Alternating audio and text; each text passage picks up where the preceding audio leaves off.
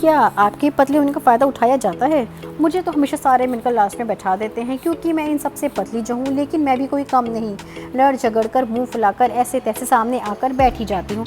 अब कहीं भी जाना हो, मम्मी के आधे काम तो सजने संवरने की कार में ही होते हैं।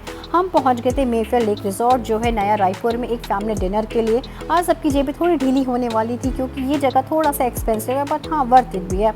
आते ही सबसे पहले मेरी नज़र पड़ी ड्रिंक्स पर। कन्फ्यूजन था कि क्या पिया जाए, फिर सोच विचार करके मैंने रेड वाइन पीना तय किया। हाय मेरी फूटी किस्मत, वो तो थी ही नहीं, तो क्या ही करते, कॉकटेल को हाथ में पकड़कर थोड़ा स्टाइल मारते हुए किया चेयर्स और एक घुट गटक गए। बाकी तो मैंने पिया भी नहीं क्योंकि मुझे वो कुछ ज़्यादा खास पसंद नहीं। अब बारी थी कुछ ठूसने की, तो मैं टूट पड़ी इन कबाब पर जो बहुत टेस्टी थे, और मेरी छोटी सी बेटी टूट पड़ी मुझ पर। बीच बीच में इसको टेंशन देना भी ज़रूरी होता है। इसको खुश नहीं रखूँगी तो मेरी ज़िंदगी में अशांति जो फैल जाएगी। जितनी एक्साइटेड मैं होती हूँ ना, वो स्टेज पर आकर बर्फ़ की तरह ठंडी पड़ जाती है क्योंकि मुझे खाने के लिए कुछ पसंद आता ही नहीं। इनके नाम ही इतने अतरंगी होते हैं कि मैं पढ़ ही नहीं पाती, तो मजबूरन मुझे मेरी तरह व्यक्तित्व के मिलनसार आलू ही खाने पड़ते हैं। अब हम कहीं जाएं और दो चार ठुमके ना लगाएं, ऐसा तो हो नहीं सकता। तो प्यार भरे गाने में हम माँ बेटी ही थिरकने लगे क्योंकि विपुल को नचाना मतलब भैंस के आगे बीन बजाना।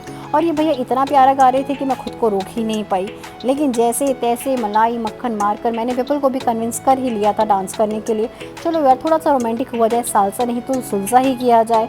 लेकिन आपके मुंह से और सो क्यूट तो नहीं निकला? नथिंग इज क्यूट यार, ये तो मैंने ही कहा था विपुल को करने के लिए। अब पैसे वसूलने भी ज़रूरी थे, तो मैंने निकाले पूरे 2 प्लेट में भरकर खाना। आन बान शान, मेरे लिए सबसे ऊपर नान, और लिट्टी चोखा तो मेरी फेवरेट है। यहाँ सारे खाकर फ्री होकर बैठे थे, बस एक मैं ही रह गई थी क्योंकि मैं टाइम पास भी बहुत ज़्यादा करती हूँ। अब इन खानों को देखकर मेरे पेट में जो चूहे दौड़ने लगे थे, लेकिन यार अपने फेवरेट गाने में वाइब करना भी तो बहुत ज़रूरी है, तो मैं करने लगी लिपसिंग। लेकिन मैंने गाना नहीं गाया क्योंकि मुझे औरों के कान से खोंजो निकालने नहीं थे। गरम गरम खाने के बाद पेट में ठंडा बजाना भी बहुत ज़रूरी है, तो मैं पहुँच गई आइसक्रीम के पास। ये आइसक्रीम इतनी ज़्यादा ओवर फ्रीज थी कि मेरे 2.5 किलो के हाथ भी काम नहीं आए, और इस बेचारी क्यूट सी नारी को देखकर कोई मदद के लिए भी नहीं आया।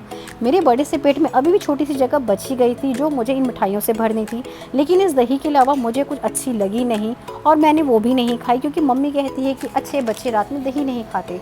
तो उसे में खाने को पचाना भी था, तो बनारस वाले भैया बना रहे हैं हमारे लिए पान। बड़ी सी पान को अपने छोटे से मुंह में घुसाने के लिए मुझे अपने चमगादड़ जैसी शक्ल बनाकर मैंने खाया पान, और इसी के साथ आप सबको राम राम।